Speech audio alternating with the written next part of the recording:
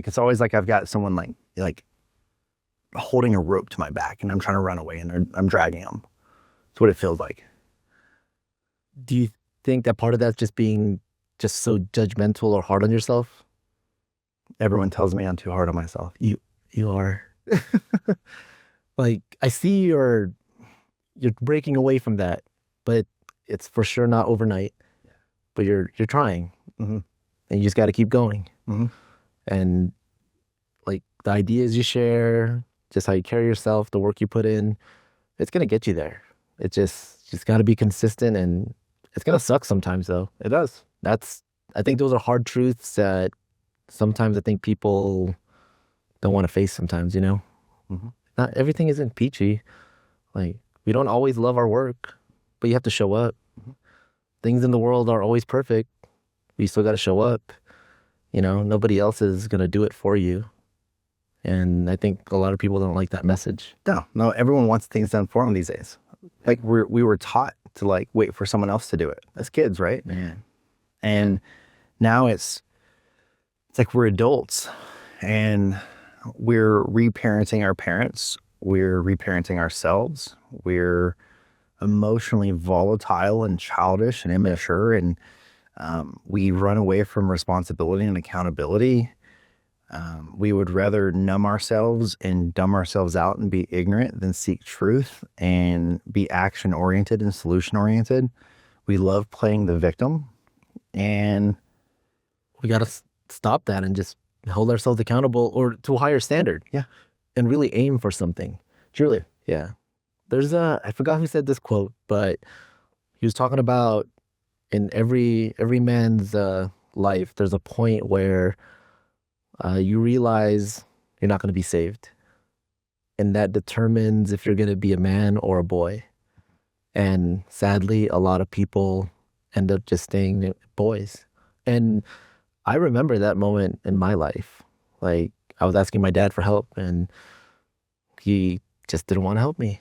And I look at it now and I'm just like, you know what? He did a lot of sucky things, but there were some things he did that taught me a lot of lessons, which was be resourceful and figure it out.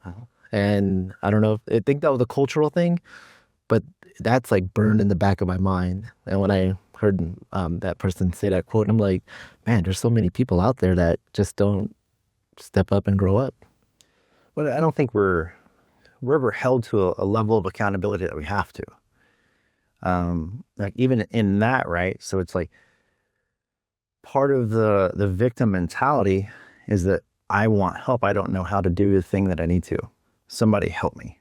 I'm looking for outside influence versus critically thinking and figuring it out.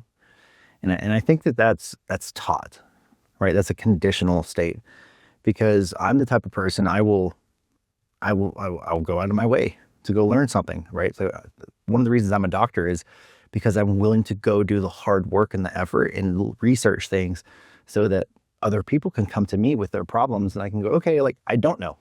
Well, how did you learn that though? Like, was it through family? Was it through the military? Was it just through life experiences, like being bullied? It just doesn't happen. Yeah. Yeah, all the above. I mean, I think it's kind of a combination of everything where you become resilient. Like you said, like your dad, you know, he didn't want to give you help. Part of that is, son, I need you to learn how to grow through the hard things. I can't do everything for you. You know, same thing like a chicken breaking out of an egg. If you help the chicken break out of an egg, it dies. But if you let it break out and let it force its way out and you let it adapt and force its way into its environment, it survives. We're the same way. If we give too much comfort, we give too much pleasure, we give too much ease to a person, too much opportunity for them to not do a thing, then we steal their action steps and their permission steps for them to grow. You have to grow through it, not just go through it. Yeah, you can't just hold someone's hand throughout the whole process. You got to let them fall every now and then. Yeah. I mean, it sucks, but I mean, that's life, right? Right. Yeah. And it's like, you know, for me, it's like I grew up with nothing, right? Like, I grew up way out in the country, poor. And I've always desired, like, I've always wanted a gentleman-esque lifestyle, But did you know you were poor as a kid? Yeah. Yeah. I mean, when you're picking up trash cans on the side or trash on the side of the road and crushing cans for a couple of cents to be able to afford groceries and stuff, I think as a kid you realize like where you are. It's like uh, watching TV, you see nice cars and you see nice houses and people on boats or vacation, and it's like I never got any of that. It's like I grew up in a single wide trailer. Like, we had a garden that my grandparents and my parents and my dad, they kind of partnered up and we had a huge garden we grew food in. That was our primary source of food. We had a dairy farm behind us where we didn't get from there. We got from a grocery store. But it wasn't some lavish lifestyle. Did they try to kind of hide it by getting you a lot of gifts or doing elaborate holiday dinners to make you feel like the other kids? No, Well, no. that's good. I mean, I grew up way out in the country, so I didn't have friends. Like I didn't even see another kid, I don't think really from the age of like 0 to 5 Oh, until I went to school. Because I was so far in the country that like it was all old folk where was this? in the middle of Texas. Oh, wow. So you're like way out in the middle of nowhere. Yeah, I grew up in like an old world, like where it was Like nothing changed. nothing changed. Yeah. Right. I remember going to the gas station and getting a Coke for a nickel. Wow. Gas was 99 cents back then. It's probably like a time capsule out there. It was. Yeah. Absolutely. And I'm grateful because growing up in that, I grew up in nature. I grew up and I had an affinity to nature. I had an affinity to animals and the trees and like how nature communicated with itself. Mm. I was immersed in this world of just natural elements. Again, Did you climb trees and hurt yourself? absolutely, absolutely fell out of trees, climbed riverbeds and rock beds, and tried to make my own trout lines and catch fish. And You have uh, to. yeah, absolutely, See, me and my neighborhood kids we were going after frogs. yeah, But you get beat up, you get hurt, then your parents get mad and then they whoop you. yeah. It's like you got whooped, so I'm gonna whoop you now. Yeah. So yeah, but I think that that old style of parenting, at least in American and the Caucasian side of demographics, we've moved away from. I don't want to use the word punishment, Mhm. but we've moved away from correcting our children appropriately because the fear of the establishment, Yeah. right? So like we have these adults now that are having kids that, we have the highest mortality rate, we have the highest obesity rate, we have the highest pathology disease rate, we have the highest mental health rate, we have the highest or the lowest educational outcomes, we have the lowest testing scores, we have the least amount of innovation outside of technology, like just with AI. If it wasn't for AI, how would we be innovative as a culture? Man, I mean, we don't have a lot of stuff that comes out of the United States. We put it all in the other countries. We outsource because they're not tapped into the technology that we are. Yeah. You go to India, it's like you want your tire changed. They may make the tire and the wheel on spot. Yeah. Like they may create your brake pad in real time.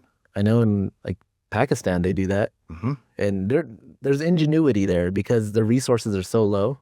They got to figure it out. Yeah, Yeah. and we've lost that. Yeah. We don't have anything here.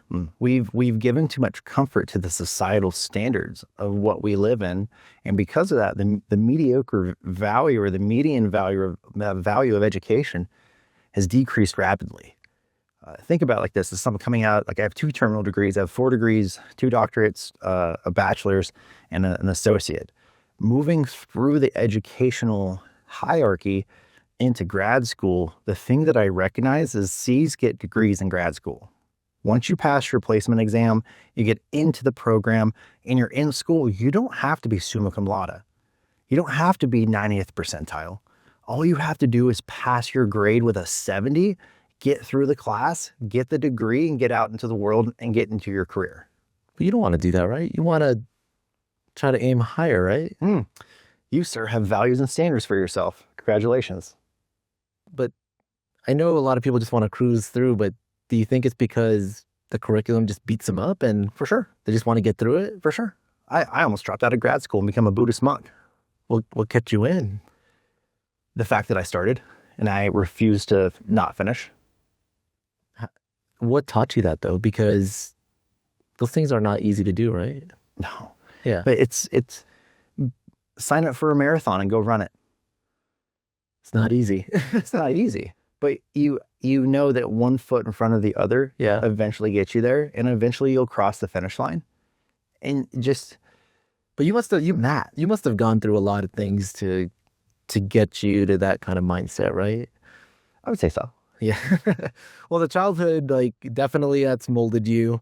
Uh, I mean, if school or family life wasn't easy, like, what other moments in your life could you recall that kind of led you towards that way of thinking? Yeah. I think deep down, I've always had this desire to be great. Like I don't know how to really narrate this feeling that I've had since I was a kid. I remember distinctly laying on my back in the front yard with my brother, and we would lay out and we would stare at the stars. And I was at the time I was studying like what constellations were what and like where they were in the sky. And I just remember there was always this one star, and it was always the brightest star in the sky. And it happens to be the planet Sirius. Mm. So I'm a little bit of astrology and astronomy tap in. Bright star. I am born August 8th, 1988. I'm a Lionsgate Leo, meaning that I was born in August, so I'm a Leo, but I was born specifically in the timeline that the Lionsgate's open, which is an energetic portal that has a direct connection to the planet Sirius. Mm. Interesting. Interesting, right? So it's fascinating that I have always been led and driven by a planet from my childhood that has oriented and directed me by creating.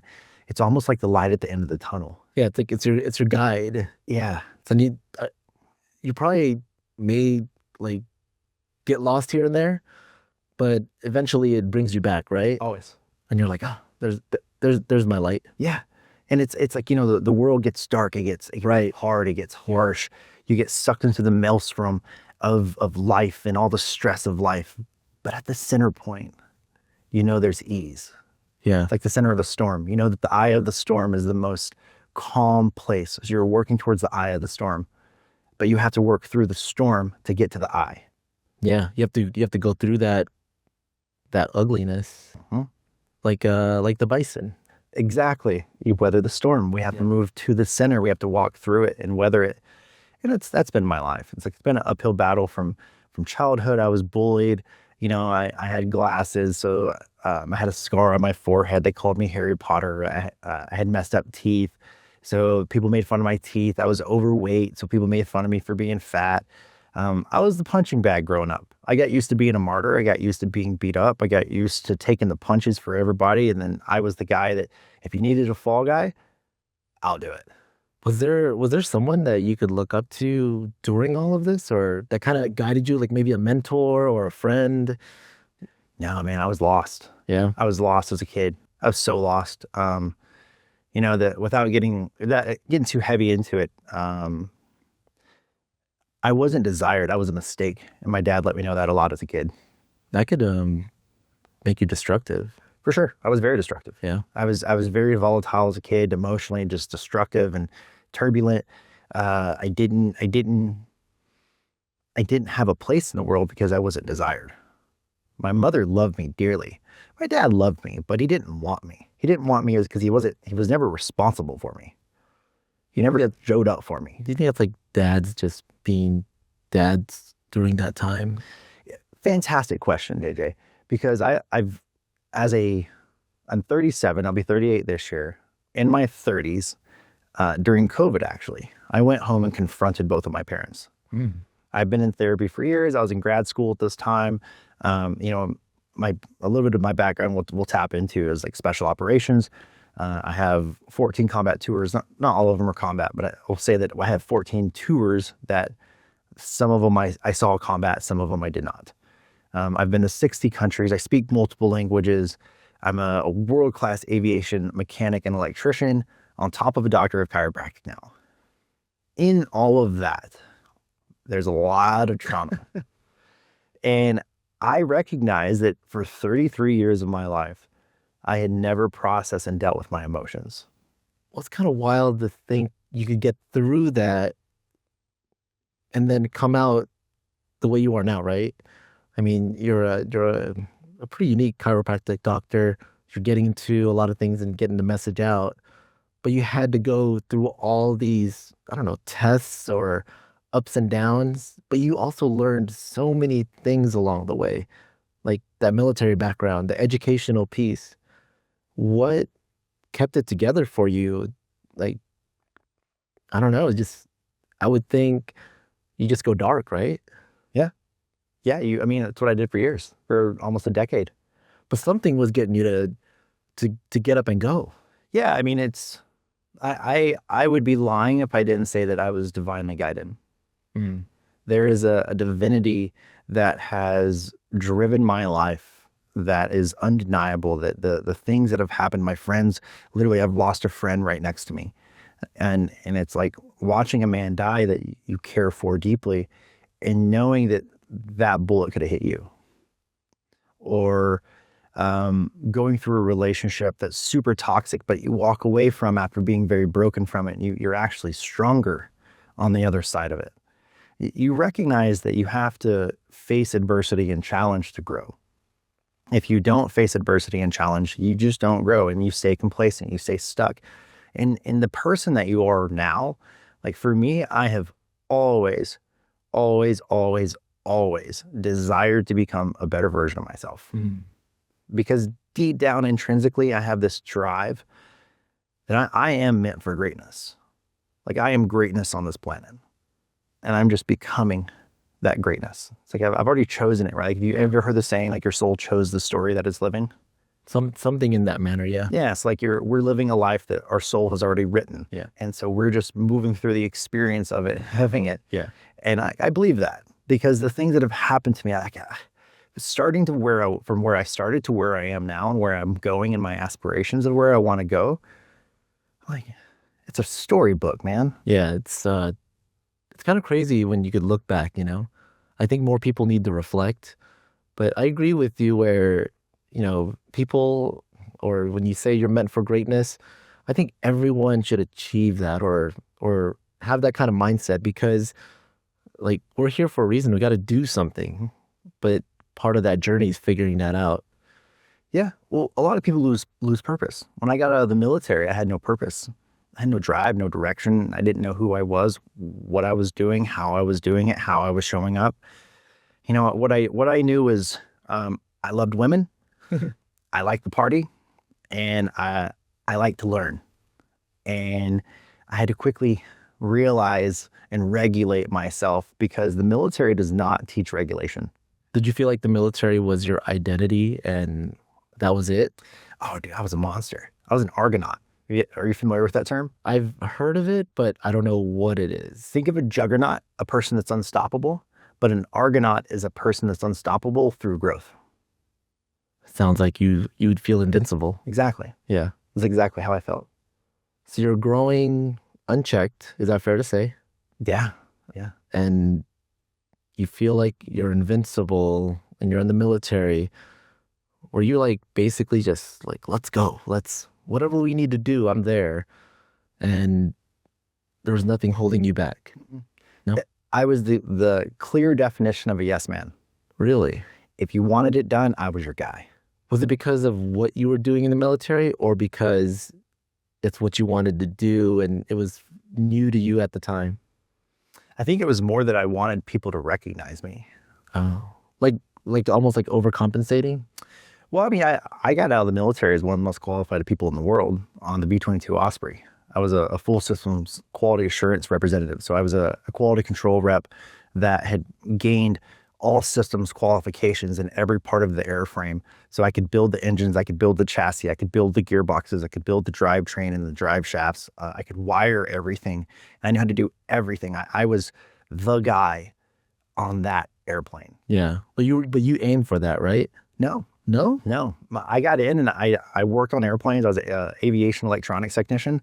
So I got in and I had a fantastic group of mentors that pursued excellence in every possible way they could in life. I was so fortunate to be surrounded by people that just excellence was the standard. So it was just like another Tuesday. Yeah. Like I just gotta do my best or try to be my best, and I show up. Absolutely. Everything always has to be. So like we had this saying like, perfection is not real, excellence is desired. I like that. Yeah. Because we can chase perfection, but we'll never get there. Yeah. Perfection doesn't exist. It doesn't. Yeah. It's an improbability. We can chase it statistically, but we'll never reach it. But excellence, I can become excellent because as I gain, like just like my shirt, slow is smooth, smooth is fast. As we do things slowly, we get smooth. As we get smooth, we get faster at it.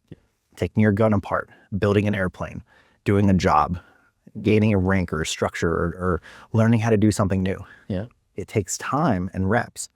And there's a realization that if I can compress time and I can get all of the knowledge into my brain and I can process it like we were talking about earlier, the difference between knowledge and understanding. Yeah. Knowledge is free. We can always access knowledge. I like to think knowledge is binary code. And this taps back a little bit into the 1800s, into the 7 liberal arts. And you have the trivium and the quad trivium. The trivium is based off the way we use words, how we understand words and use them. So knowledge is the first. So it's trivium, 1, 2, 3. So the first is knowledge. I like to think the matrix, binary code, ones and zeros, freely available. This is this is like all of the things that matter are just coded knowledge. Yep. As we gain knowledge and accumulate it, we then create understanding of something. As we create an understanding, we then have 2 ways to give it away. We can speak or we can write. So grammar and rhetoric are our 2 ways of application of knowledge and understanding. That's the trivium, kind of compressed and given to you in a beautiful package. Well, it's interesting you bring up history and all this, because I think if people read more history, they could understand why things are the way they are. And I think it could also help guide you where you need to go, because you could see some of it in the pathway. Yeah, it's a pattern. Yeah. You know, we have a belief that we're moving on this continuum, right? This straight line from where we were born to where we are when we died. And it's like, that's not true. It's a spiral, right? It's like, if you're familiar with this, the Fibonacci sequence, everything's a spiral. It's a cyclical pattern. It may not be exactly the same as it was, but it's because like we started up here and we spiraled really wide. And then as we repeat and we touch on that one specific point, we're retouching that point as we're getting smaller in the spiral. And that's your lifetime, right? So the things we experience whenever we were children, we'll experience them again as adults. But the pattern may be different depending on how we changed our pattern and influenced it in our belief systems along the journey. Did those mentors kind of guide you within that pattern or that journey you were going? They broke a lot of patterns. But did you know at the time, or were you just like, Unaware. That's what I'm wondering, because I imagine once you get out, you're just like, whoa, like I know how to do this, and I got this done. Now what do I do with it? That's me now, dude. That's me now. Like I'm still figuring out how to show up in a way that fills my cup. It fills other people's cups, and I get to give it away. Like I have this belief system. One of my favorite sayings is, plant the seeds of a tree you'll never lay under the shade of. Because it's not about me. Yeah. It's about the legacy I leave. It's about the generations of people that I can help after me. I'm just me. I can only do me. Yeah. But if I can influence the world like Elon Musk, I have forever changed the global population of this planet. And that's one of my goals, through education and through healthcare reform. Yeah, I think you do have to give back in some way to the community, somebody, something. But I think a lot of times people forget that because they're so focused on trying to achieve something that they're not planting those seeds, because the seeds that you plant could help you down the line, and some things you'll never see, but you still got to do it. Mm-hmm. Yeah, I mean, philanthropically, as you create more wealth for yourself and more success for yourself, you got to learn to give it away. You can't just retain it. Now, would wealth be other than money or tangible items like that. Knowledge could be well. Knowledge is power, as long as it's used. Right. But yeah, it's just helping in other ways like that. You know, I think a lot of times people just look at things in numbers and being able to buy something. This is my level because I could do this. But then you could also learn things. You could help people. Those are other ways to be wealthy. Yeah. So like, let's dive into that for a sec. Say we want to go to Monaco and watch the F1. Okay. Well, Monaco, that race is probably one of the most expensive races on the face of the planet.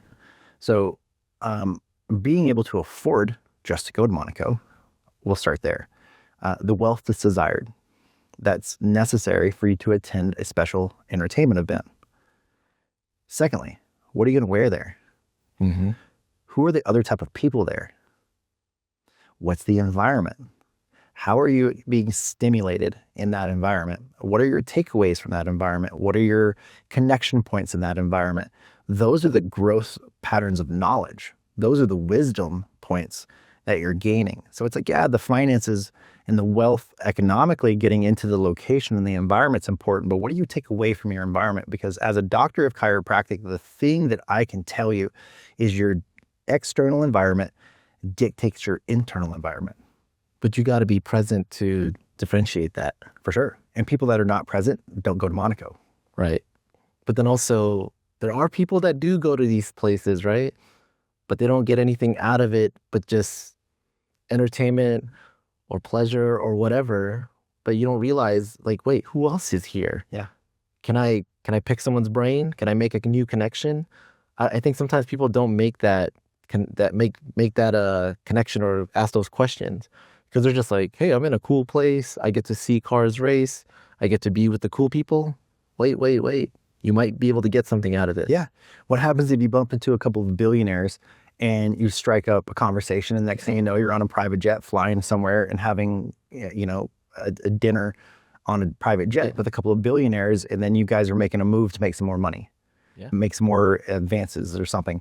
Like it's your net worth is your network. Excuse me, your network is your net worth. Yeah, you gotta put in, You have to. Yeah. And so, yeah, it's like looking back, I was very unaware in the military. I was very, I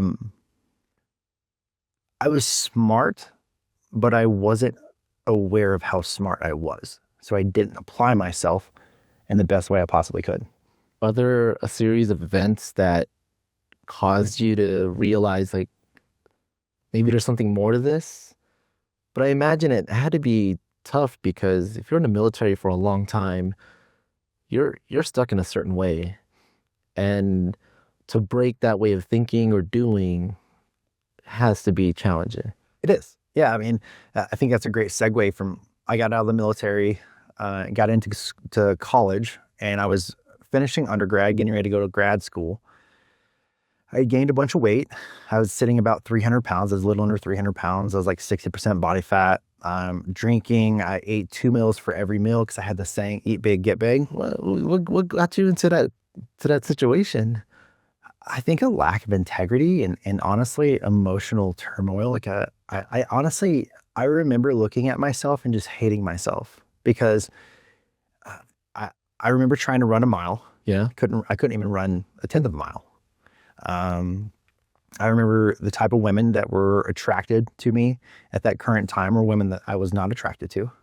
So I was not receiving the attention from people that I was actually interested in, which emotionally, like you may convey as a man that it's difficult when you see other people happy and you want happiness yourself, but you're not getting the thing that makes you happy. So you're kind of like, well, what's wrong with me? Yeah. But some of the habits from the military didn't stick on, like, working out or some routines, but I worked out. I wasn't proficient with my workouts. It was like go in and bro lift. Yeah. Right. Big muscles. Yeah. It was like get big, eat big, get big. So you were just like in a different like way of thinking it when you got it. Absolutely.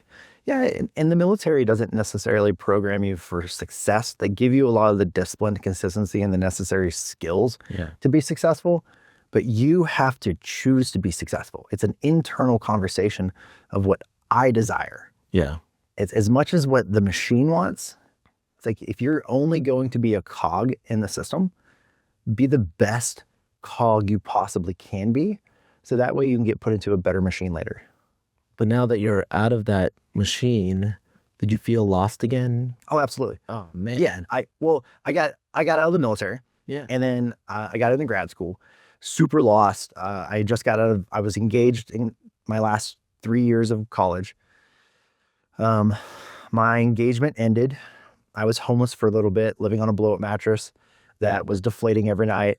My buddy's 2-bedroom apartment right next to the school. I did that for like 3 months, and then finally saved enough money to get my own place again, restarted my life. But I moved to grad school, moved to Atlanta, got into chiropractic college, and I carried a lot of the patterns I'd created from undergrad into grad school, and grad school was not the place for those. Yeah, wait, that was a lot going on getting there. Oh yeah. How did you square all that? Like, dude, my junior year, middle of midterms, my fiance and I split. yeah, that's got to be heavy. Yeah, it was like a Tuesday or a Wednesday. By that Friday, I grabbed my stuff, moved out of the house, and completely was homeless and living in my buddy's apartment. I did that for 3 months, got my own place, was there for a year. Yeah. Interestingly, my lease ended in like June, and I didn't move to Georgia until September. And so I was homeless technically for 3 months, and I was living out of the back of a hangar at an airport that I worked at as an aviation mechanic during grad school or during undergrad. And so I was working in this hangar. I had like $100,000 airplanes. I'd lift the front door and like just sit back and drink a beer, watching airplanes take off and land at nighttime. Like, we'd bring people back from the club or the bars and come back to my place and hang out and party. It was a good time. Yeah. But it was a unique situation because I didn't have a shower. Yeah. I didn't have potable water. I showered with a water hose in the dark outside. It was freezing cold. You know, I got to the point I would get off work, because once I graduated school, I'd get off work. I would go to the gym. I bought a rec center pass. So I'd go to the gym after work to shower, because that was the only place I could shower. Glad you took a shower. Yeah, I did. Yeah, it was like, you know, there was like a 3.5 month period where I had to figure it out. And I love that though, because as a Marine, I love figuring shit out. I love it, man. I love challenge. I love adversity. I love growth. I love doing hard things. It's like one of my things is like, I love doing hard things. Subjectively, hard is based off the person's ability to move into it and move into states of uncomfortability with a positive attitude. And that's something special operations taught me. The harder, the nastier, the grosser, the colder it was, the better. Well, I think you have to get in the grind, right? And it gets a little gritty, but I do subscribe to sometimes you gotta do some hard things, and you gotta, I wouldn't say have a great day, but learn how to put on a smile and get through it. Because there's gonna be some of those days, not all the time, but sometimes they might last longer than you want. But if you could figure out how to just keep it going and have a good attitude through it, and find some wins in the sucky areas, you're going to get out of it. Absolutely. It's just a matter of time. Pain's temporary. Yeah. Tell that it's temporary. Yeah. And when you realize that the body is so much more resilient and stronger than what you think it is, it's mind over matter at that point. And it's, man, like, I cannot tell you how many times I have been ran into the ground. And then there was still more demand of me. Man, that sounds rough. Like, It's resilience, baby. yeah, like you're literally in the meat grinder. Yeah, that's another thing too, is resilience. Like, I think a lot of people don't even hear that word. Like, you have to be resilient, especially this day and age. I mean, it's always been around, but life is always going to hit you, and you got to get up. Yeah. And I come from hardworking farm people, right? Like truck drivers and farmland people and people that worked out in the agricultural fields. And I like to look back and think, where did we come from? Like, I come from a generation of men that they're hard workers. They don't complain. They're up before the sun and they're out working the fields and doing stuff, and the sun goes down and then they come inside. Yeah. They use every bit of sunlight they can possibly get. And it's hard work, man. It's hard work. You ever dug a fence post line? I've done one, and it's a lot of work. I've done a lot of fence posts in my life. I've done a lot of ditches. You got to dig deep too. Yeah. It's like in Texas, it's like that. Oh, yeah. That ground is different out there. So my mindset is that it's not so much this is hard. It's, okay, create a sustainable pattern of effort that gets me to the end. But how did you do that without losing yourself? Because people could get so resentful or just bitter about it, you know? Like, so, is it that guiding light that keeps you going, or like something, right? I think, and I've been there, right? Like I've been resentful. I've been very contrast on how I view people, places, things, situations. At the end of the day, if you take yourself out of it, Yeah. and look at where you're going and not be so narratively attached to the moment of what you're feeling. Because something in the military is like they pull the feeling out of you. Yeah, like especially in the moment. You just can't live there all the time. No. Yeah. Like we had a saying, emotions get you killed in battle. That's a good one. And that's taken me a really long time to unprogram, because I for 33 years compressed and bottled my emotions from my early childhood, where I was never given the opportunity to feel or express myself. I was never good enough, or if I was too much, I was very much made aware that I was being too much. And so most of my childhood was either I wasn't enough or I was too much. But it was never, you did great, Brent. Yeah. You're amazing. You're great. You're doing wonderful. I'm so proud of you. It was, oh, you made A your honor roll. Why didn't you make A your honor roll? But see, to get through all of that and still want to achieve higher and give back, I mean, that's not easy.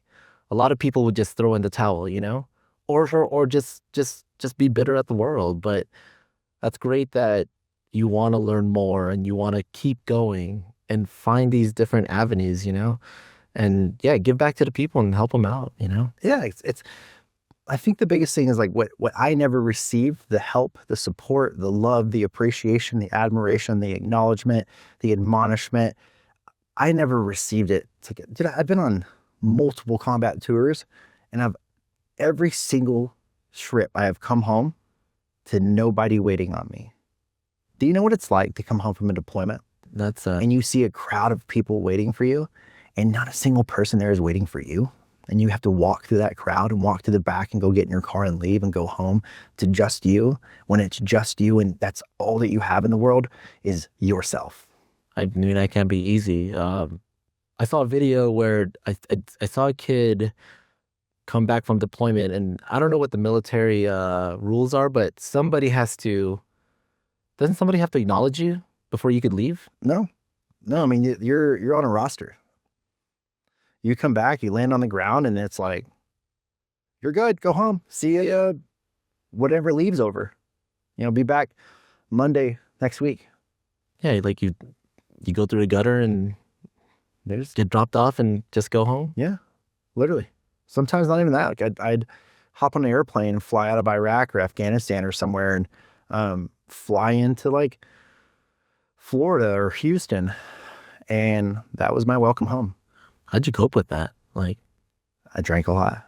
Yeah, I'm not much of a drinker anymore, but yeah. I numbed myself for a really long time, and I was sad and I was mad, and I was on this raging path of trying to prove myself to the world, and you know, part of it, I think we kind of touched on it a little bit from my childhood, is this intrinsic desire for greatness. It's like part of that is a callous to me. Part of it is like I was never good enough for my family. I'm good enough, right? Like I'm good. Yeah. Like they love me. I've worked through a lot of the trauma of my parents and my childhood. However, there is an underlying root causation that drives me in almost a psychopathic, maniacal way. That I have to achieve greatness. And how do you keep yourself to not flip to where it becomes destructive, you know? I could be a supervillain in the future. Yeah, that's where you don't want to go, you know, but that's what I mean. Like, people go through so many things. You've gone through so many things. It's like something's obviously guiding you, and you get up for a reason to do good, you know? Yeah. And I think more people need to see that. I think more people need to believe it's possible. Yeah, that too. A lot of people don't have belief anymore. They've lost their belief system. I think part of it is people don't think for themselves anymore. Critical thinking is free thinkers versus the herd mentality. Yeah. Man, like it's interesting because militaristically, coming out of the military, coming out of the special operations world, everyone seeks excellence. The gold standard is perfection. Yeah. Like we kind of talked about it earlier, but it's like, I don't expect you to be perfect, but I expect you to be perfect. I expect you to be perfect. And moving from an environment full of individuals that operated at that level of capacity, I came out and I did not find that in the civilian world. And that has been the single hardest thing in my life, is to find friends and to find people that are pursuing excellence in life, that are just, they're psychopaths about it. I have so many few people in my life that are absolute, they're just on this war path, and they're willing to sacrifice themselves in a lot of different ways to get there. And I think that that's the only way to achieve it, is to humiliate and humble yourself to a point that you just give. And then in the giving, you find your tribe. Yeah, I would say that's definitely true. What I hear a lot is people go, it should be like this. I deserve this because of this. I don't think anyone deserves anything. I think you have to work for where you need to go. And you do have to grind it out. Then there's going to be long stretches where it's going to suck, and then there's going to be good times. And then you got milestones and you celebrate it. But I think people forget that it's going to be hard, and it's not always peachy. You have to, it's a level of acceptance too. And that's hard for a lot of people to square, you know? But you got to do something. Yeah. But those people are used to comfort. Those people are used to pleasure. Yeah, but you could do that for so long, and eventually something's going to eat away at you going, I need to do something. Or am I meant for more? Or is this what life is all about? Yeah. I think that's going to eat away at you. But some people are okay with that, you know? Well, I think it comes down to the questions that you ask yourself. Yeah. The questions you ask are the answers that you receive. Well, what kind of questions do you ask yourself to achieve excellence, and then try to find those people that are in that same boat too? Yeah, I mean, I have the unique ability to forecast into the future. I can project them. So, because like tomorrow's not promised, right? Tomorrow is absolutely not promised. But I have a 20-year vision. So like precisely, who am I going to be in 20 years? that's good. That's a long way to look ahead. But that's good though. But it's like me at I'll be 20 years from now, 57. Yeah. So me at 57. You know, that doesn't sound too far away. It's funny. It's funny because like when you said like I'll be 50, I was like, wait a minute. That's honestly, that's not too far. That's kind of crazy because then you think about seasons. Like that's not a lot of seasons. But that's good that you're thinking ahead though. Absolutely, because it allows me to forecast, then say, who do I want to be? Right? For me, like I plan on being a world leader. Like I don't plan on just being anybody. I plan on operating at billionaire level status. Like, what's it like to be in a super yacht? What's it like to go to Monaco in a super yacht? Yeah. What's it like to be flown around in private jets? What's it like to eat Michelin star food every day? I want to know, because I've asked the hard questions and like, what is that like? What's that feel like in my body? What's it taste like? What's it smell like? Yeah. What's it sound like? How are you going to get there? Or who are you going to be around to see what that's like? Exactly. Who's in my environment that's leading me towards that? Yeah, and how do you do that? You find people that are better than you at things. I have several friends that are multimillionaires that are way better at money, way better at investing, way better at managing their money. Doing things that I don't know how to do because I was not raised that way. That's putting you in an uncomfortable spot, right? Of course, I love uncomfortability. Do you think I'm comfortable being uncomfortable. And because I'm comfortable being uncomfortable, I seek uncomfortable environments that force me to grow. did the military help with that, or big time? And probably your childhood too, I'm guessing. For sure. Yeah. Yeah. I mean, adversity forces us to grow. You have to find a way out, right? Right. Yeah. And it's, the mindset of a person that's pursuing comfort versus a person that's pursuing growth. Yeah. If I am pursuing comfort, then I am looking for a way to make it easier. I'm looking for a way out. I'm looking for an external help. But you're not growing though. I'm not growing. And that's going to eat away at you. Yes. Yeah. And for me, it does. Yeah. Whenever I'm still and stagnant and sedentary and I haven't worked out, I haven't worked on a podcast, I haven't worked on some form of educational content or consumption of educational content, then I'm like, what am I doing with my time?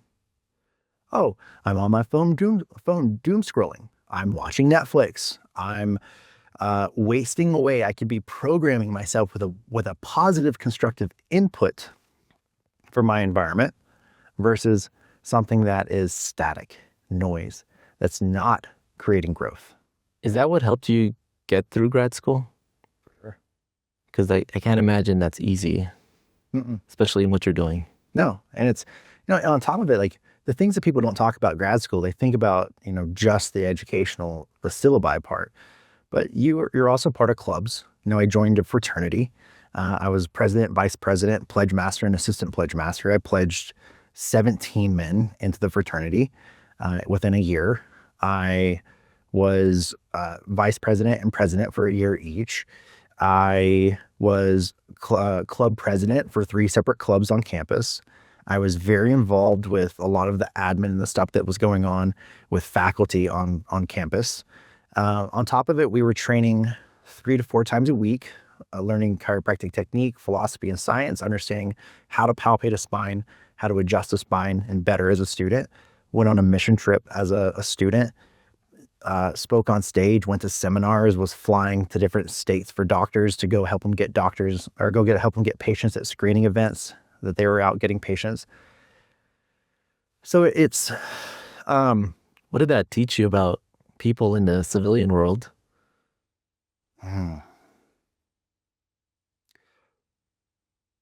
People in the civilian world are stuck and they're looking for the fastest, easiest, cheapest way out of their pain.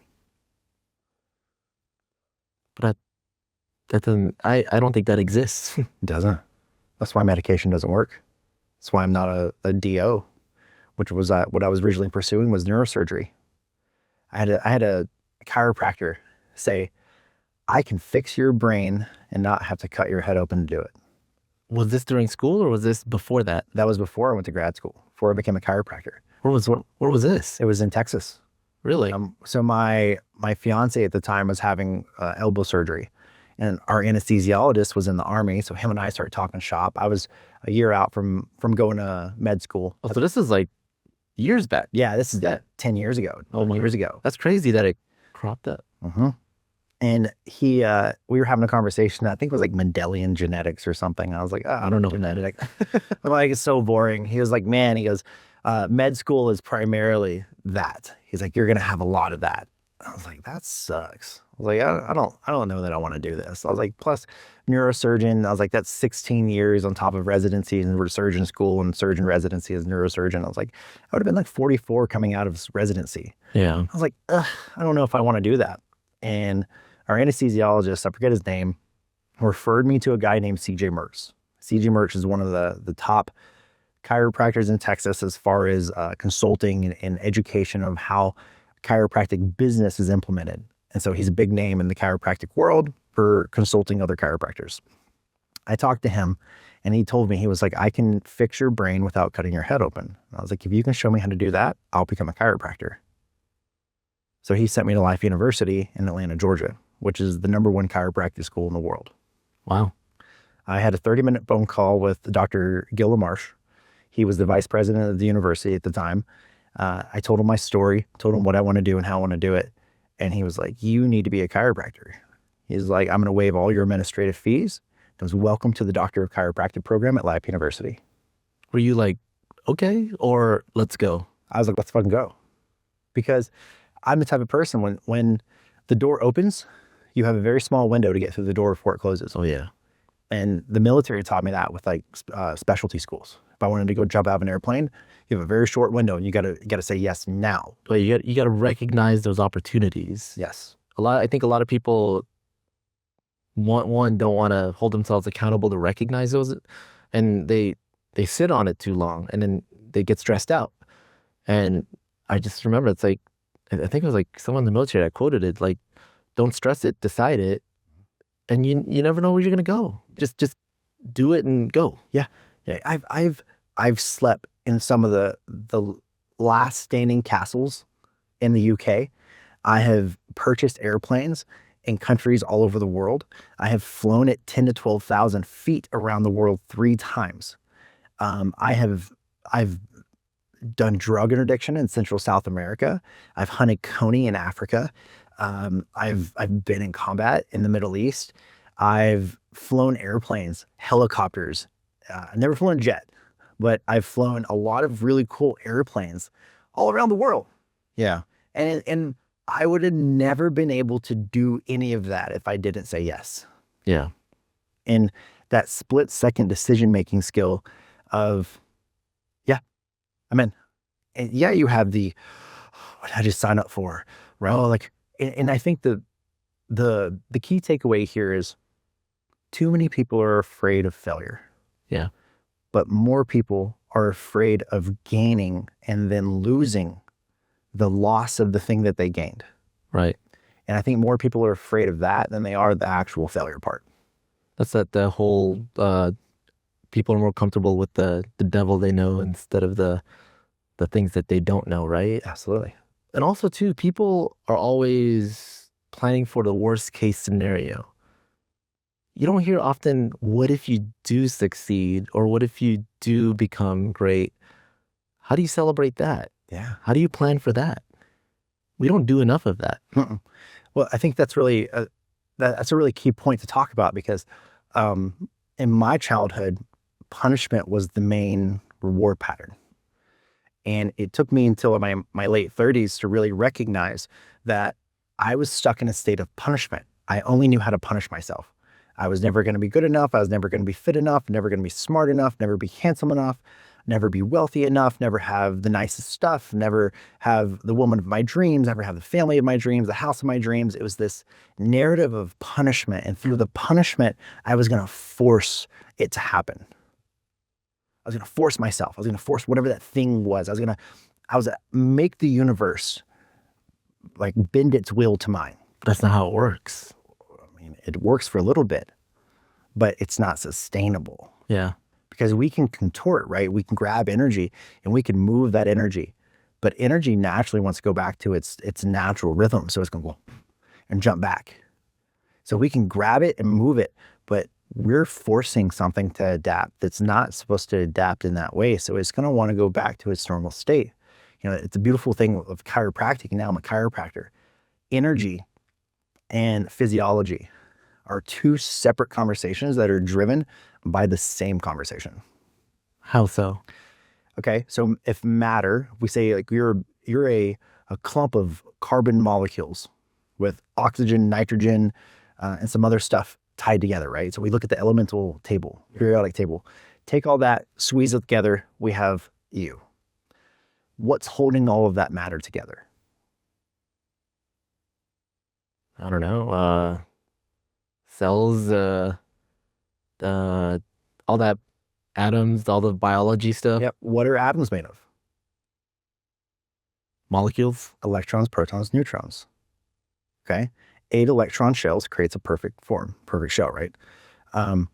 What happens whenever we have molecules that come together, say water? We have an oxygen. Oxygen is missing 2 electrons. We have 2 hydrogens connect to it, H2O. We have a complete compound. through that compound, energy is the thing that's holding it together, because electrically and energetically or coherently, as the hydrogens connect to the oxygen, we have a complete electron shell. All 8 electrons are being used at that current moment. That's a perfect electron completion. It's a compound. It's usable. When we cleave it, energy, ATP to ADP. That's how your cells create energy inside of you. And you just keep doing that. You just keep doing it. Yeah. Millions of cells right now inside of our bodies are splitting and coming back together to create more cellular energy for our body to create and live and have vitality. So when we look at the energy that drives matter, there is an intelligent design that's organizing that without us thinking about it. Yeah. Okay. That's the energy, the intelligent design of wisdom.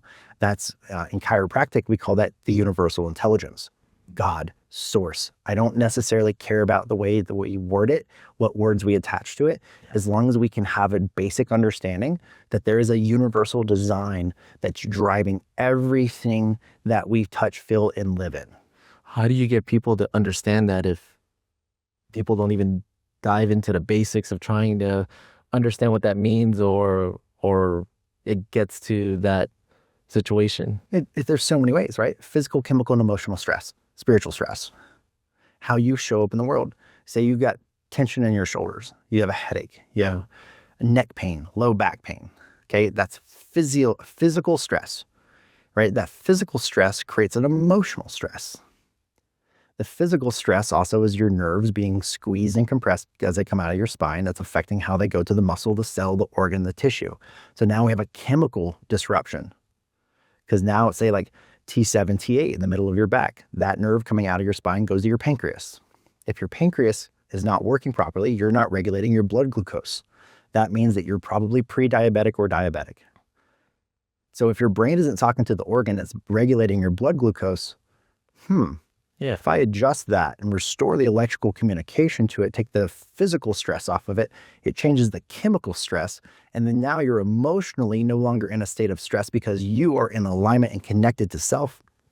There's no more stress in your system. So the energy of your brain to body connection is restored. Do all chiropractors go this deep? This is the philosophy of chiropractic. This is what it was found. Okay. I'm just like, sometimes I feel like you just go in and out and no one tells you the why, you know? Well, that's because it's, like you said earlier, the average everyday person, this is a hard conversation. Yeah. Like, this is deep stuff, man. Well, it sounds like I have to ask questions that gives me the reasons of why these things happen. And it gives me a better understanding of why this is going to be beneficial. Yeah. And it's like, I've been a doctor now for almost 4 years. Yeah. And the thing that I'm learning in that process is that people don't understand themselves. That they're not embodied. They don't know anything about themselves. They don't know anything about their body. I can quite literally touch a person on the table. I'm like, hey, do you feel this? They're like, no. I'm like, how about now? And they're like, oh God, yeah. What is that? What's wrong with me? Yeah. I'm like, well, like, you sit at a desk and you lean to your right, you're right-handed, so you're going to fall forward, and that lets more stress onto the left low back. And because the tissue is being stretched, and because the tissue is being stretched, there's stress, physical stress. Over periods of time, that's going to chemically alter how that organ, that muscle, that cell is communicating. That creates emotional stress for you. See how we're back to the same problem? And I bet you people don't ask why I get that kind of stress. No, I have to tell them. Yeah. I'm like, hey, what are you doing in the gym? They're like, oh, I did leg day. I'm like, great. What'd you do? What'd you do? I did a lot of squats. Well, it's good that you ask those questions. Yeah, because I can, if you get on the table, I can tell you what side of the bed you'd sleep in. No, I'm pretty sure you can. It's so crazy to me because there's this relationship with the body that's called biotensegrity. It's a big fancy word about, think of like a support bridge, like a bridge that has all those cables. Yeah. And so if we were to grab both sides of the bridge and we were to twist it, right, you would see the cables twist. Yeah. That's how we operate. It's like our shoulders are connected to our hips, our neck's connected to our low back. Everything's connected. The fascia that's on top of your skull is connected to the bottom of your feet. But if you don't fix that over time, it's eventually going to break. Yep. Now we have compression, tension, torsion. We have stress in the system, and the system is now compromised, and it's not in alignment. And it's not able to communicate appropriately. That creates disease. That creates different types of pathological, diagnosable symptoms, which as chiropractors, we don't diagnose. I am not attached to your diagnosis. Stop entitling yourself and empowering yourself with diagnoses. It is so crazy to me that people get stuck in a disease pattern because they attach themselves to it. And they're like, I'm a diabetic now. And I'm like, no, you don't eat well and you don't exercise. Right. It just doesn't happen all the time. Right. People are lazy. They're so lazy. They're like, oh, I'm a diabetic and I have to take medication. Like, fix your diet, fix your lifestyle. I mean, unless it's inherited or something. Hereditary. Yeah. But a lot of times, like, people don't take care of themselves, and we'll be honest, a lot of people don't eat well, but we also have bad food. Absolutely. Which is the whole problem, right? Like our educational system, our food industry, the water that we drink, you're 70 to 80% water. Like, fun fact, get on ewg.org. Go and look up your zip code of where you live. I guarantee you, if you drink tap water, that's why you're sick.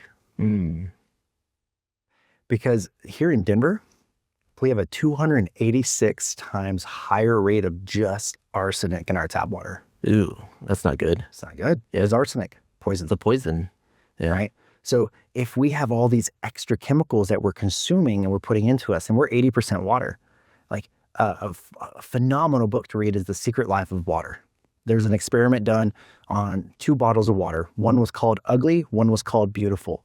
By the end of the experiment, the ugly one was growing bacteria and fungus and all kinds of stuff inside of it, while the beautiful one had become this translucent, beautiful water. It was almost shimmering because the water changed state based off the energy it was provided from its environment.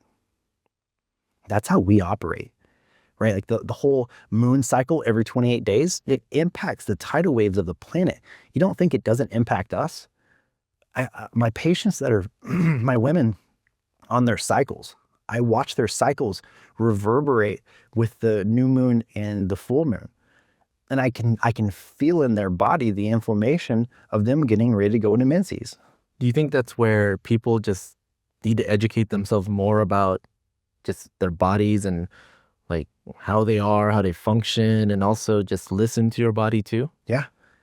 There is an intuitiveness of us tapping in to listen to this thing that we call our body that we don't have a relationship with.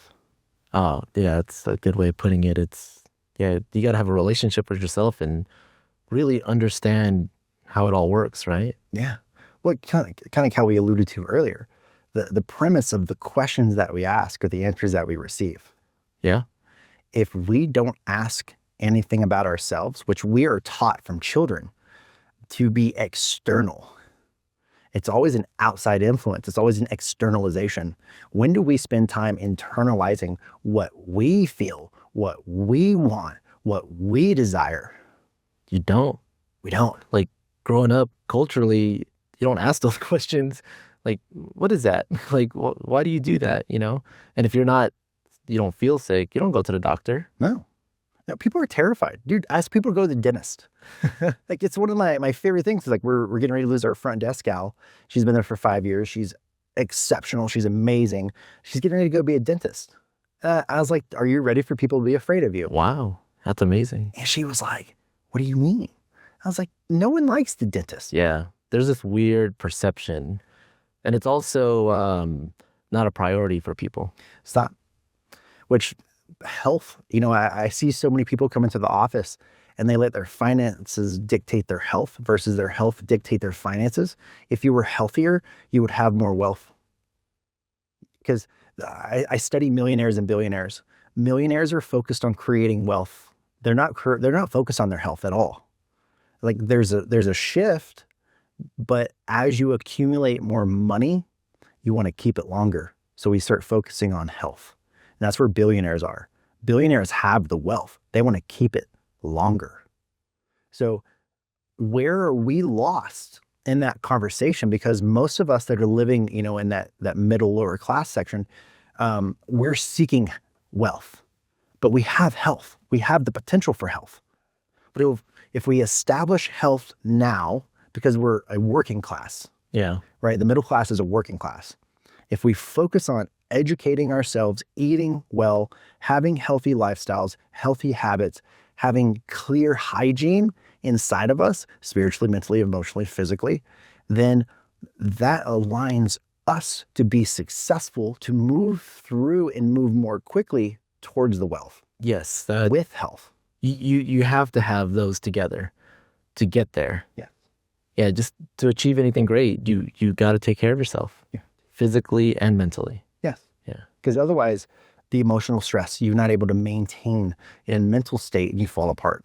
But when you put yourself through that work and you ask those questions too, all that stuff kind of falls in line, right? Because you're putting in the work. Or that's how I think. You would think. Yeah. I mean, in an ideal world, yeah. But a lot of people overlook their health. And say you work a 9-to-5 job, you get up early in the morning. If you have a workout routine or a morning routine, you go through that.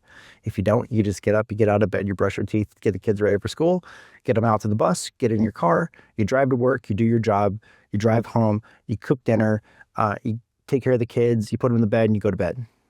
Where in that day did you ever do a single thing for yourself? I was just going to say, you have to. I've lost connection and touch with our intuitiveness. Everyone's looking for connection, but you need connection with yourself. Absolutely. You got to lead yourself before you can lead others. Yeah. Well, that kind of goes into self-reflection, right? Like, how many times do you actually ask yourself questions? How many times do you actually look at a project you worked on or look at the year before and what worked, what didn't work? Did I do something? Did I not do something? You mentioned that person getting up, going to work, brushing their teeth, getting their kids ready or whatever. And then you come home, make dinner or dinner for yourself, but you didn't do one thing for yourself. Like, maybe get up an hour early and go for a walk, write in a journal, come home, read a book, listen to something you want to do. I truly believe people need to have outside hobbies or interests to balance out your day-to-day, because life is hard. You need something to aim for. And I think that goes back to, how you said you want to be great? You got to be good at something. Like, pick something up, like draw, weave, play, or know facts about sports or something, or music. Just be good at it. But that's for you. Yes. And then maybe you can share that with people. And that's the ultimate give, right? Like the artist of a human being, we're all artists because we're all made in creation. We're all made in creator's image. So we are art pieces. We're masterpieces. The fact that we're alive statistically means that we're a miracle, right? I forget the number. It's like one in It's crazy. like 1 in a million or 5 million or whatever it is. But it's like the fact that you exist now, you're a miracle. And we don't give ourselves enough permission to live in a state of being a miracle. Yeah. And we still our power. We still our authority. We still our divinity. We still our intuitive design. And we give it away and wait for other people to tell us what we can't be. Yeah. Like we are a miracle, but also doing to get somewhere. That's like in the miracle itself. Yeah. Because it gets you somewhere. Yeah. And that's it, right? Like we're so comparatively addicted to what everyone else is doing and has. Yeah. Versus what we have in front of us and what we currently have for ourselves. I think that's kind of crazy because everyone's telling you what to do when you like how to live your life when you could just do it yourself. Yeah. I mean, you could take advice, get guided, read into things, study something, but ultimately take it all in and figure it out for yourself. Like, don't just cruise. No, because it's, and the chiropractic principles and the philosophy. So we have 33 principles that are divinely orchestrated through the way that the world works. So the Hermetic principles, the Orient, chiropractic, the philosophy is very unique. The developer of chiropractic, D.D. Palmer, the founder of chiropractic son, he traveled the world. He used to play chess with the Czars of Russia. He would travel to China and he would speak with like prime ministers, and he would gather all of this information. He would come back and he would break it down, and he would look for a root connection point. Because I like to think of all these different techniques and all these different like ways of doing things. There's a golden thread through it all. And I look for the golden thread in everything. Where's the overlap? Right. Where like religion, right? Like theology. We can go through theology and we can look across all the different religions, but they're all somewhere saying something really similar. Right. That's the golden thread. So I look for the golden thread in everything. And chiropractic, like I'm really fortunate that I found chiropractic because it is such a spiritual practice. And when I say spiritual, I mean energetically. I'm not thinking like religion or narration of like gods or anything like that. More of how you divinely show up as a human being and the energy that is you and that you're of. And I find it really fascinating how so many different people show up in so many different ways. Yeah. You probably see it in a certain perspective because you've seen and studied it in different ways. Absolutely. Person walks into the office, I can immediately tell you what type of foods you eat. If you're an alcoholic, if you smoke nicotine, if you're addicted to your phone, if you have a happy relationship with your partner, if you were treated well as a kid, I can read through all of it because I've done that work on myself. And we as humans are beautiful mirrors. Yeah, that's right. You have a plethora of knowledge and experiences because then they could compound on each other. Absolutely. Man. And I'm looking for the golden thread. Like I'm looking for my golden thread in myself, right? It's like my 20-year vision is like, here's a golden thread, and I have to work on getting that thread as tight as possible without breaking it to go and shoot to it. Yeah. And, humans, the human being as a design, right? Like just take away all the subjectiveness, all the semantics, and just look at the human being as a creature of design objectively. We are very unique. We have multiple senses. We sense information. So we have tactile response of touch. We hear, we smell, we taste, we see. But we also have like an intuitive feeling where like we know something's right or wrong. It's like, say you're in a relationship and you're being cheated on, and your partner, all of a sudden, something energetically inside of you intuitively just changes. Yeah, there's like this deeper sense. Yeah, yeah. And when you listen to that, that doesn't lie to you. That is there to protect you. Mm-hmm. So like as a chiropractor, I work with that to adjust the spine. I work with that to adjust your nervous system. And as a human being, we have sensory information coming in.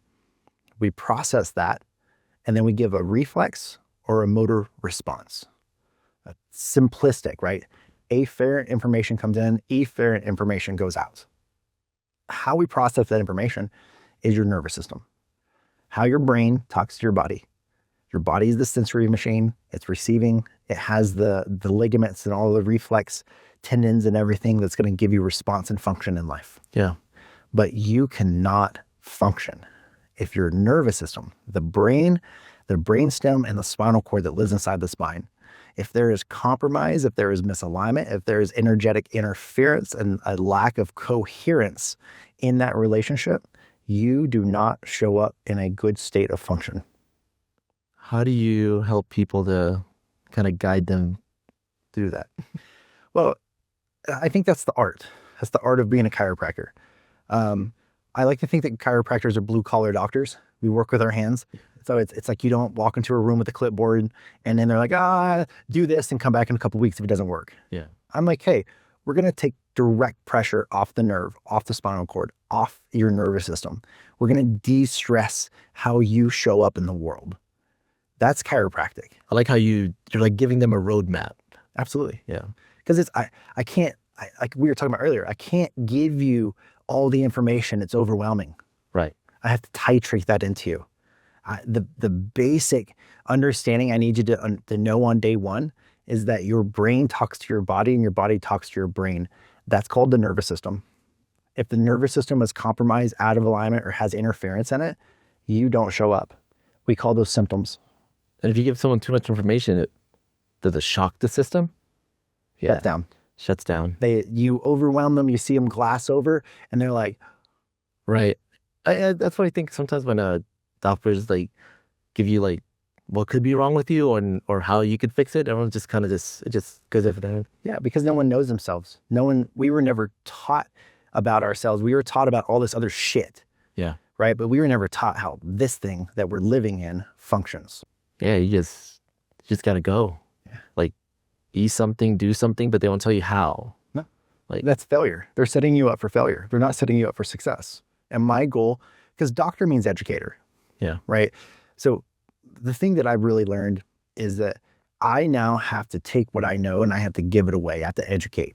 I have to educate. And through that education, I get to have these conversations and I get to have people ask me questions that they maybe have never even considered to ask. Yeah. They're like, my low back hurts. I'm like, what are we doing? But also you're creating a presence to where people are comfortable to ask those questions too. You got to give them a nice environment to feel that way also. Mm-hmm. Safety's big. Yeah. Right. If we don't feel safe, we typically shut. Yeah. With implode or explode. Yeah. And a lot of people in today's society are imploding. They are desiring and seeking support systems outside of themselves because they themselves don't know what to do anymore. Man, so you got to do more than your usual job. Mm-hmm. Sometimes you find yourself not necessarily like being a therapist, but you watch people walk that emotional plank. Yeah, like you see the cues, right? Yeah. Yeah. Like I've got patients that come in and some days they are the happiest. They have no woes in the world. And then there's days they come in and they're like, I sent an email to my boss and didn't do this one thing and I'm going to get fired because of it. And now they're in this emotional spiral. Yeah. And I got to bring them out of that because like adjusting a person in a state of that emotional spiraling compromise, like that doesn't necessarily create the coherence or create the stability I'm looking for in your nervous system. So I need to bring that emotion out to the superficial part of the brain and the prefrontal cortex. So then when I adjust you, whenever an adjustment happens, it actually restructures your prefrontal cortex. So it chemically changes the way that you operate and author the world. It's almost like they're reframing things, and then you see it in a different perspective. Yes. But you're like, it's not fair though, because your life experiences and all the ugly stuff you had to go through gives you the advantage to help people out. Yeah. Isn't that kind of crazy? It's a beautiful gift. Yeah, it's like you turn something ugly and create it to do something good. Yeah, it's legacy, right? It's like I could have stayed a very toxic man. I could have stayed very broken. I could have stayed on the path that led me to the point that I hated myself. Like we were talking about earlier in grad school. I got to a point, I was 300 pounds. I was boozing all the time. Like I was so unhappy, dude. Like I legit remember looking at myself in the mirror, telling myself how much I hate myself. Yeah, that's hard to get out of. Yeah, but that was the driving factor that was like, do something about it. Got to get out. Yeah, it's like you can't feel sorry for yourself. No one else is going to feel sorry for you. Don't stop throwing a pity party. Get up. Like go for a walk. Go outside. Like, do anything. Just, break that cycle. Like, you can't run, go walk. If you can't work out, just get off the couch. Like, it's easier said than done, but you have to do something. Yes. And that you have to do something. Yeah. And you cannot rely on other people to do it for you. Yeah, because no, they're not going to save you. No one. Like you, if there's one thing, like listening to this podcast, I can tell you to take away from, is you must get out of the need for other people to validate, to approve, to support, or even guide you. Like you must have an internal compass that is guiding you. Like if you've watched any of the Pirates of the Caribbean. I've seen like the first two. Okay. The compass of Jack Sparrow? Yeah. That whatever he wants, it points towards. Like we all have that. Yeah. Every single one of us has that inside of us. We have that compass. And what our primary focus is, what that priority is, what that focus is, that's guiding us. And if you don't have that, my recommendation is to sit down and get real with yourself and to ask, what is my purpose? Yeah. Like when I joined Delta Sigma Chi, my business chiropractic fraternity in grad school, it changed my life forever because I found an elite group of men, just like whenever I was in the military, that were pursuing excellence, pursuing greatness. Not only of that, but they were the defenders of chiropractic philosophy. Like we are the sole group in chiropractic internationally that keeps chiropractic. We keep surgery and drugs out of chiropractic. There's no place for drugs and surgery in chiropractic. We keep people off the surgery table and we keep people from taking medications and we get them off medications because less is more. You don't need it. It creates chemical offset, chemical dysfunction. It creates all types of negative consequences whenever we take pharmaceuticals that the body starts to break down. And as the body breaks down and accumulates that stress over time, you have disease. And my job as a doctor of chiropractic is to reconnect your body and brain so you don't have disease and you don't have to take medication and you don't have to have surgery. And I didn't know there's so many layers to this. There's Like, so many layers. well, I only knew what I knew until I met you. So, and then seeing how you operate and then talking to you more. So this is like very eye-opening for me. And I'm glad we could like go into the depths of all this. Me too. And you're gonna expand on all this, right? Absolutely. Because I am so driven Yeah. to get this information out to people Yeah. because I want to see people succeed, man. Like I come from nothing. I am the underdog story. Like I am the underdog story. If I can do it, anybody can do it. Yeah. It's a constant work. You're working hard, but you're also just constantly working to be present and show up for yourself. Mm-hmm. And then you're in chiropractic to help people get out of like, those spaces that they're in where their body's just twisted up, you know? Yeah, stress. Yeah. I just call it stress. Yeah. Because if you take all of the symptoms, the diagnosing, the disease, take all of that and you pull it back. Yeah. And you look at what is the primary root causation of why all of this is there. Yeah. Your central nervous system, the autonomic nervous system, the brain to body connection has interference, misalignment, and dysfunction. If we remove that and we restore it back to its original operating capacity, you as a human being function better. Human being function better. And that's like on all levels. That's all level. It's biological. Mm. That's not individual. Yeah. That's population global. And before we go, what else would you want to tell someone or let somebody know that, just differentiates you or makes you special and could help them out? Yeah, absolutely. Well, a few things. I am obviously a chiropractor here in Denver. I highly recommend you find a chiropractor. If you reach out, I can definitely help you. I have a great network of chiropractors that I would love to connect you with. But at the end of the day, you got to do something that's going to be good for you. First thing is removing the stress off your nervous system. You as a human being cannot function with accumulations of stress. So getting adjusted, getting your spine adjusted, getting into a good position. Posture is so important. There is, the research shows there is a 2.4 times higher probability of you contracting or acquiring a disease if you have bad posture. Oh, so you literally need to carry yourself well. Absolutely. Scoliosis. If you have a scoliosis curve in your spine by more than 10 degrees, it takes 11 to 18 years off your life. Ooh. If you work at a computer and you look like a shrimp and you're falling into yourself and your head's way out in front of you, we call that forward head posture. If your shoulders are rounded, the nerves that are right at the top of your shoulders, the bottom of your neck, they go to your heart, they go to your limbs, they go to your stomach, they go to your thymus, they go to your thyroid. They affect how your heart rate is. They affect how you breathe. They affect snoring, sleep apnea, GERD, acid reflux. They affect fertility, the way you digest food, the vagal tonality of your nervous system in total. It is quite literally everything. Posture is directly correlated to your nervous system health. If you have poor posture, you have poor nervous system health. If you have poor nervous system health, you are compromised and out of a state of function or good function in life. Hold on. Let me make sure it's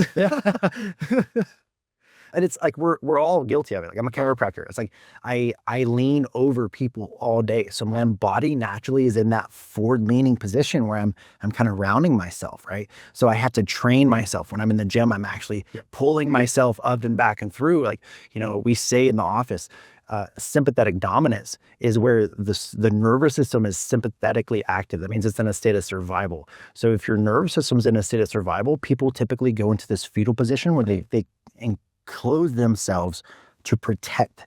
This is a protective survival position. So if I'm here, then my nervous system is in a state of survival. Not me, but my nervous system that's driving me. It's in survival. Yeah. Versus a person that's the open heart space is available to the world to be received, shoulders back, head is over the shoulders. This is a position of parasympathetic activity. This is a state of recovery. This is a place of rest. This is a place of recovery. If I can't reach recovery when I go to sleep at night, the compounding stresses of the day start to leak into each and every following day, and then I'm compromised. Yep. I don't accumulate and give away energy. I accumulate and store it, and then I aggressively give it away because now I'm stressed. Yeah, it's like you're like balled up, I don't know, steel or something. Like rubber bands, like a ball of rubber bands. And then it just goes out, and then whoever's the person walking down the street gets it. Yeah, because people implode or explode. Yeah. And so I would say first and foremost, if you have never had chiropractic care, I would love to be the person that gives you your first chiropractic adjustment. It's one of my favorite things in the world is educating and creating comfort, creating ease in a person's system, letting them find comfort and confidence in what we're doing versus fear, and pulling that fear out of a person and giving them the necessary support that they probably are not getting anywhere else in their life. Secondly, you can find me on social media, The Movement Architect or Dr. Brent Jenogan.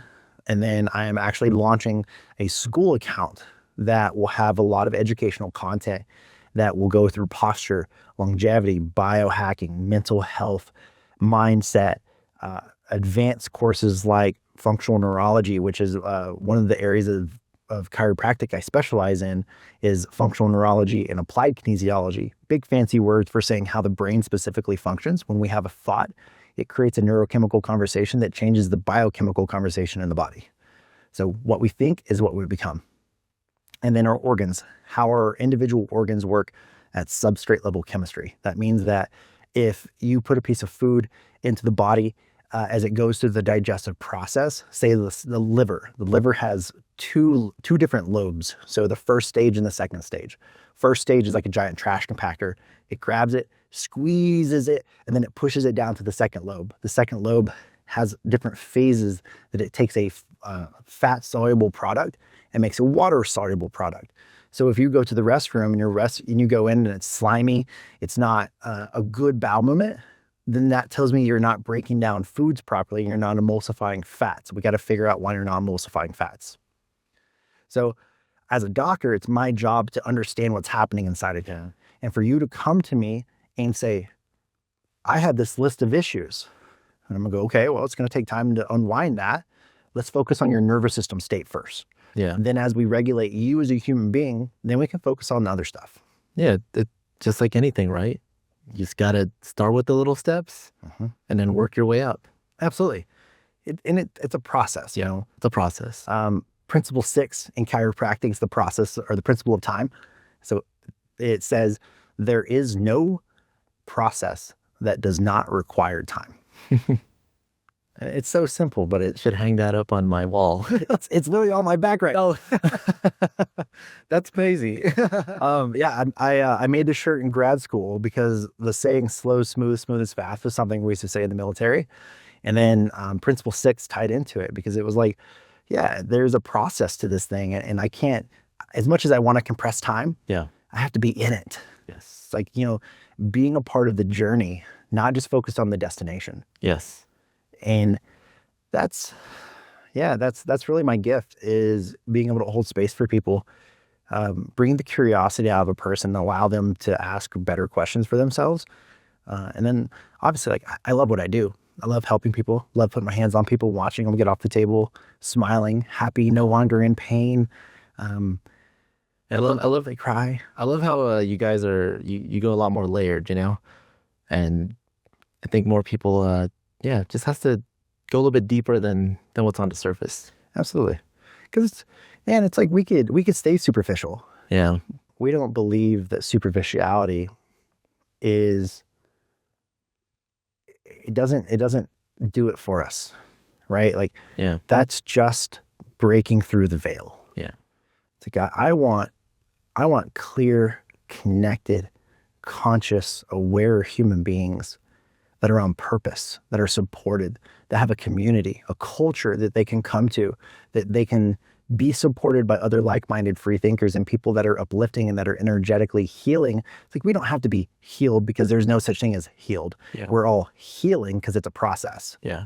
And coming together to create a community that truly uplifts one another, because we've lost that, man. Like, we need a tribe of humans around us Yeah. to be better. And we've lost that. I think that's a good note to end on. Be better. Be better. Yeah. 1% every day. Thanks, Brent. This is great. JJ, it's always such a pleasure to talk to you.